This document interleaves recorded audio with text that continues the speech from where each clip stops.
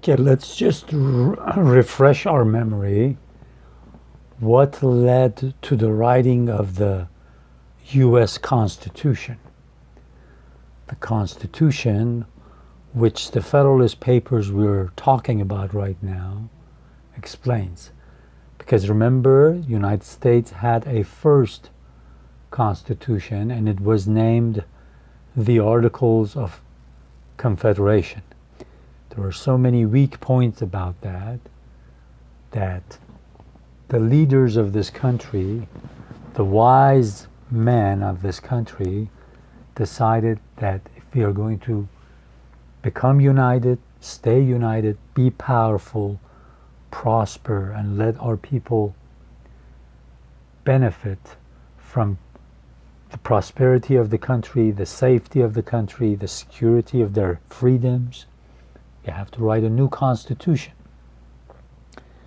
Now look at these ideas. For a government to be a good government, you have to have certain things. Only voting does not make a good government. You have to have institutions in place. You have to have a government that divides power. See, division of powers. In other words, you have a legislative branch, which makes the laws. You have an executive branch, which executes the laws, administers the laws.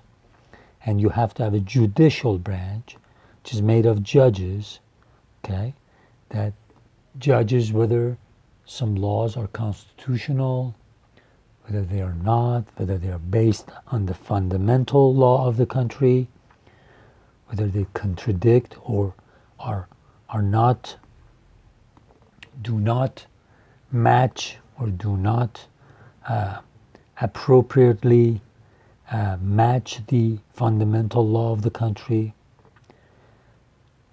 And for the office of judiciary, that's the department that the judges are in, judiciary, for that to work properly, you have to have independent judiciary. In other words, a judge must know that he or she is not going to be thrown out of the office, fired, just because the president or members of the legislature do not like him. Or he or she, the judge, should know that members of the legislature or the president are not going to take away most of his salary or throw him to jail. So you need an independent judiciary. That's very important.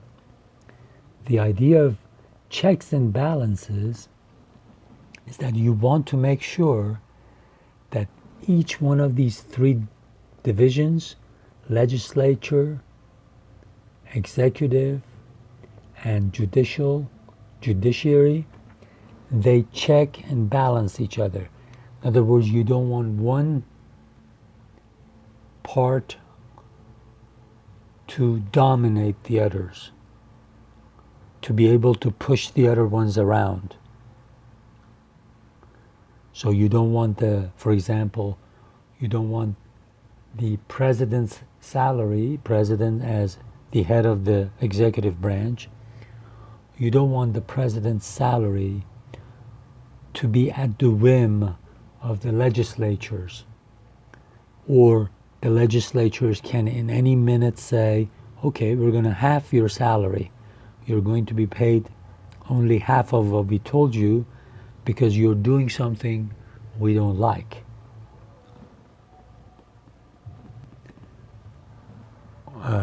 You don't want the president to do something illegal or immoral. So what you do is you give power to the legislature to impeach him.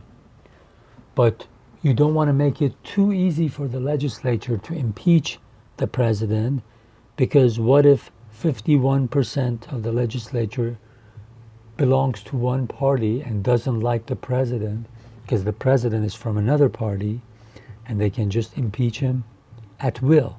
So you make it hard for this to happen. So it doesn't happen every 4 years or every 6 years. They have to really have a case that the president, as the head of the executive branch, is doing something immoral, unethical, illegal. And you do the same thing with judges. If you see a judge that's doing something immoral, unethical, illegal, you give the power to legislature to impeach him or her. But again, you don't want to make it too easy. So in the case of United States, the legislative branch of the federal union is bicameral. In other words, you have two houses. You have a Senate and you have a House of Representatives. So the House of Representatives accuses the president of doing something wrong. They impeach him or her, okay? But the Senate has to act like a jury, and they have to find out whether that is true or not. So you don't just put it in the hands of House of Representatives, because they get elected every 2 years, and maybe half of the people of the country all of a sudden start having crazy thoughts, and they elect 51% of the members of the House of Representatives, and can go ahead and impeach the president or impeach a judge just because they don't like him or her. So that's why in case of impeachment, when you want to remove a judge or the president, you make sure that it goes through a bicameral legislature. Okay? So the House impeaches, but the Senate finds him or her guilty. So that's why this is important. Because imagine right now, Mr. Trump is the President of the United States. If he knew that the other branches, legislative and judicial branch, could not check him, he might abuse his power.